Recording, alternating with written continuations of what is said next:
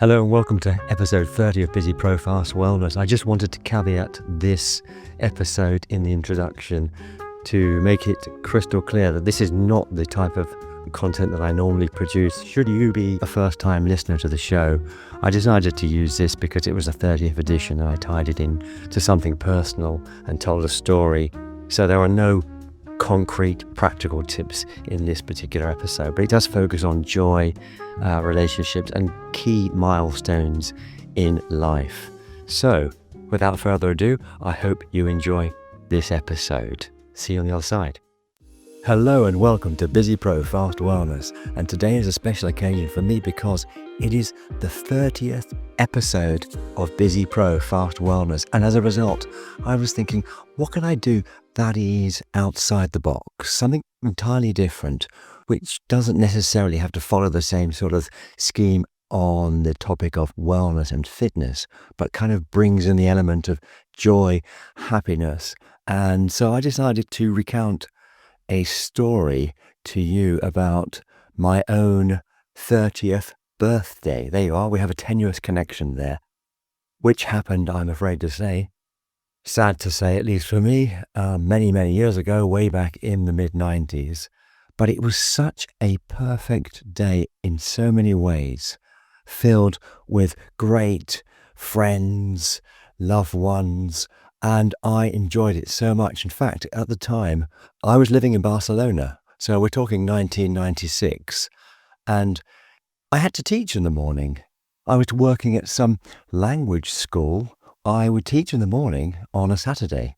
That's just what I used to do. On this particular Saturday, I don't know why, but I don't remember mentioning this to my students, but somehow they seemed to know, and they came in, and they brought a cake, and they bought some Cava, which is like a cheap version of champagne, if you like, the Spanish equivalent of that. And we had a lovely time. We took photographs. We just, they were adults, not kids.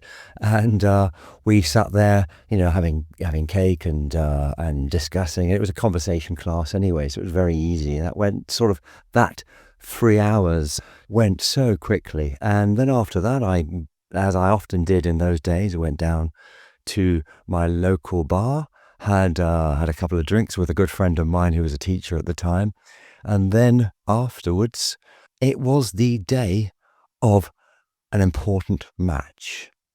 Now, I'm not much of a football fan, I have to confess. I enjoyed playing football when I was a kid, but never really that much of one to go to matches, etc. If it's the Euros or the World Cup, and it's a team that I'm interested in, France, Spain, England, for example, I will tend to watch those matches as and when. But this was a Saturday, it was my birthday, that exact day, and it was the Euro 96, England versus Scotland to get a place in the quarterfinals. And I just happened to have a few friends that I was meeting that afternoon.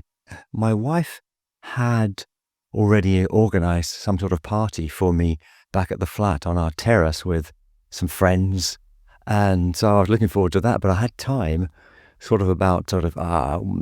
between 3 and 5 o'clock, to go to see the match with, this is not a joke, a Welsh guy, a Scottish guy, and an English guy who were all teachers in the area, not at the same school as me, but they lived in the same area of Barcelona in a place called San Andreu or Llucmajor. We met up at a local Spanish bar that we used to frequent from time to time. And as you can imagine, the atmosphere was pretty electric. Many Spanish people were obviously watching this match because it's the Euro 96. And I was supporting England along with the Welsh bloke and the English guy. Obviously, the Scottish guy, unfortunately, was supporting Scotland. And, Paul Gascoigne's second goal. Wow. I'm not much of a fan of football, as I've just mentioned, but that goal will always remain in my memory because it was so fantastically executed. What artistry, what genius. So obviously we were all in high spirits. Not the Scottish guy. So I can't remember anybody's name at the moment, such a long time ago. But all four of us meandered back to the flat that Ines and I were living in at the time in San Andreo, Yorkmayor. Not a massive flat, but it did have a large terrace, so we had that good fortune to be able to enjoy that. And there were a lot of people there, everybody that we'd really met since we'd been living there that academic year. And, we'd obviously made a few friends, and there were other teachers, a couple of students that I got on really well with. So they came back, and we had such a lovely time. I seem to recall I got my trumpet out and played a few tunes on the terrace, and there was a great vibe. We had some great music, and people had bought bits and pieces along for food, and plenty of wine, beer, etc. And it was just so perfect. The day was beautiful as well. The sun was shining, and great friends.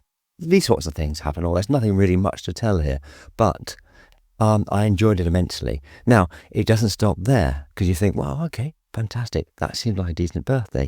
However, no, the fun continued, because that very evening in San Andreo, there was a band playing. Now, a good mate of mine from the past, who I'd met when I was studying at Guildhall School of Music and Drama in London, way back about 6 years prior to this, and I just happened to bump into him in Barcelona 6 years later when I went off to see a jazz gig at the Harlem Jazz Club, and Jay, the trumpet player from Guildhall days, was performing with a group called Inspector Tuppence. So on this very day in June 1996, which happened to be my birthday, he was performing in our neck of the woods in San Andreo. I realised that and thought, wow, I could combine that. It happens to be my birthday. Let's all trundle down to see the gig. Inevitably, many of the people from the party, we went off down there, stopped en route because there was a nice bar that I used to go to anyway after I would teach, and had another couple of drinks. This is not just pure hedonism now that I'm telling you this. It's just that this is the 90s. It was my birthday. Anyway, we carried on and went down to see the gig with Inspector Tuppence. I just recall it being such an amazing gig because the ambience was absolutely electric. We were in the open air. There were so many people. There was so much dancing, so much fun, so much happiness. And I just have such lovely recollections of that evening, hanging out with the friends from my party and also the guys from the band. I knew Jay, obviously, but and the saxophonist who I had met on several occasions, but I didn't really know the other band members that well. So that was fantastic just to hang out with them. And I sound like a groupie now, but that's not what I meant. But everything went smoothly, wonderfully. And as I recall, many of the people that we were with, gradually, it was late.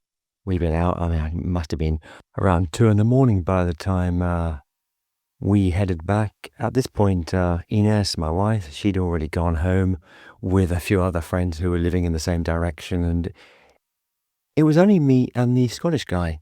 And we made our merry way back towards the area that we were living in. We're about a kilometre away. And yeah, we had a lot of banter because of what had happened previously with the England-Scottish match earlier in the day. But although the banter was rather animated, let's put it that way, it was still done in good jest. So I hope that you enjoyed the story of my 30th birthday, and it's been an absolute pleasure to recount this period of my life with you now, a time when we didn't have smartphones. Now, I don't want to sound like a grumpy old geezer at the moment. That's not the point. But it did seem, in my personal opinion, a simpler time. And so it's an absolute pleasure for me to regale you with my own day. I'd like to leave you with something which I believe might have been the catalyst for me to do this episode, which is obviously a unique episode in itself. And this is by Sahil Bloom in a blog post that I read yesterday. Sahil Bloom is the author of The 5 Types of Wealth. He says, there are 2 big mistakes in life. One is worrying about what other people think about you. 2 is believing that other people think about you in the first place. And he goes on to say, here's the truth. Nobody is thinking about you. They're too busy thinking about themselves. That thing you've always wanted to do. Nobody cares. So go do the damn thing. Okay, on that positive note, a note of determination. Don't worry about what other people think. I bid you farewell, and I hope you've enjoyed this episode, this very unusual episode of Busy Pro Fast Wellness. Until the next episode, which will be back to my regular type of content, remember, making time for joy and celebrating life's moments with loved ones is a vital part of a balanced and healthy life. Goodbye for now.